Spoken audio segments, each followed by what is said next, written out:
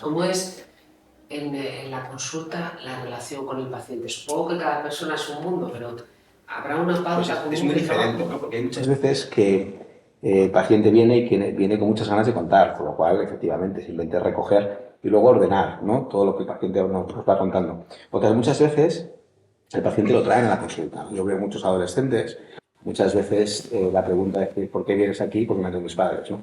Esa es la primera en la gente, ¿no? Eso ya es un muro. Si a mí me Bueno, han traído mis padres, ¿por qué te voy a contar lo que a mí me pasa efectivamente. cuando yo no tengo Y ningún a partir de interés? ahí es donde tenemos que encontrar ese espacio donde el adolescente encuentre qué podemos hacer por él. Y eso es la clave al final. Es decir, yo digo muchas veces que la responsabilidad de los padres es traerlos a la consulta la primera vez, la mía que vuelva la segunda, ¿no? Es decir, que al final se trata de encontrar ese hueco. Está bien, tus padres te han traído de aquí, ¿por qué crees que tus padres te han traído? ¿No? Y ya vas encontrando cuál es el espacio donde ese chaval, esa chica se puede sentir bueno, mal consigo mismo, mal con el entorno y por ahí puede ayudarles. Pero ir al médico no siempre es cómodo. Es decir, cuando tú vas al médico y te ponen una inyección, puedes ser consciente de que la necesitas, pero no te apetece nada. Entonces, Ir al médico nunca debería ser cómodo. claro, en este caso, cuando no sientes la necesidad de ir muchas veces porque te lleva a otro, encontrar ese espacio de comodidad para hacer que le haga volver no debe ser fácil. Bueno, pero tenemos que encontrarlo. Es decir, yo creo que es una cuestión que es clave, ¿no? Al menos en mi especialidad, es encontrar que el paciente al final viene a la consulta, muchas veces vienen con muchas ideas preconcebidas, casi ninguna real, y efectivamente hay que conseguir que se encuentre cómodo. Porque una parte importante de lo que el paciente nos va a contar y cómo nos lo va a contar va a ser muy determinante en cómo le vamos a poder ayudar. Con lo cual, generar ese clima, esa tranquilidad, esa escucha, pues yo creo que es fundamental. Y si no hacemos eso bien, probablemente casi nada más. Ahora hablamos de tu especialidad y de esa escucha. ¿Por qué decidiste ser psiquiatra?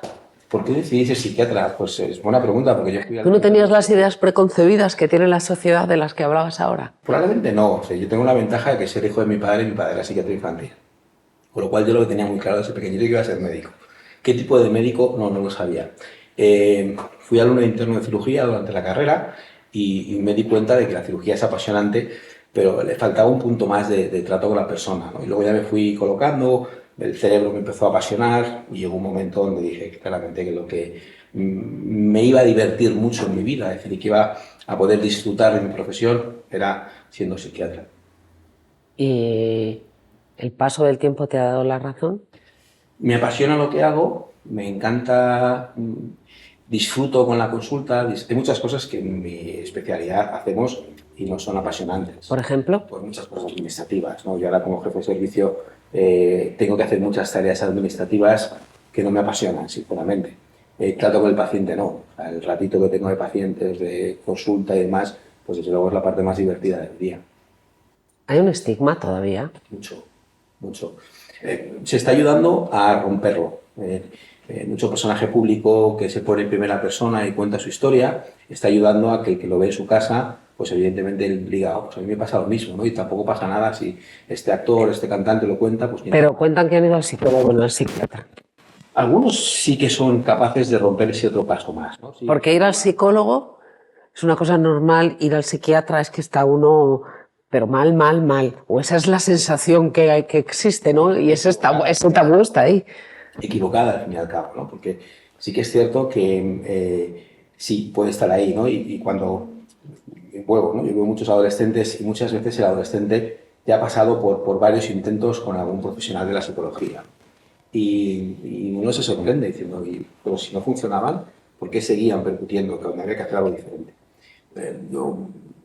Hay psicólogos estupendos, hay psiquiatras que no lo son, y al revés. Es decir, que al final se trata muchas veces no de ir a un profesional u otro, sino de ir al profesional que uno necesita.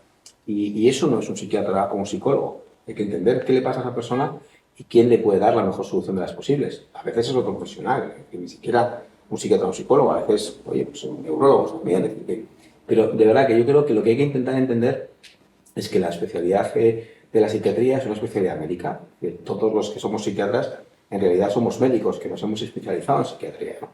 Igual que los endocrinos o los cirujanos. Y eso nos permite entender a la persona de una manera mucho más amplia. Es decir, llegar hasta aquí son 11 años de estudios. Algo habremos aprendido. tenemos la sensación también de que si vas al psicólogo, hablas con él, si vas al psiquiatra acaba dándote unas pastillas que te conviertes en una persona que no eres tú, o te atonta, o estás raro. ¿Eso es verdad? No, no es verdad. Lo que ocurre es que cada vez tenemos que tener más claro que la suma de factores altera el producto.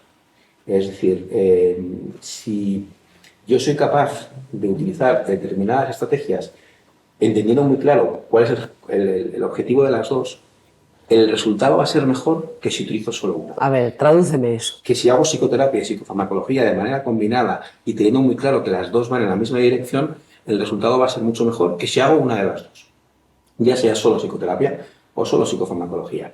Y hay que saber cuándo el paciente necesita una, otra o las dos. Oye, o ninguna, también ocurre.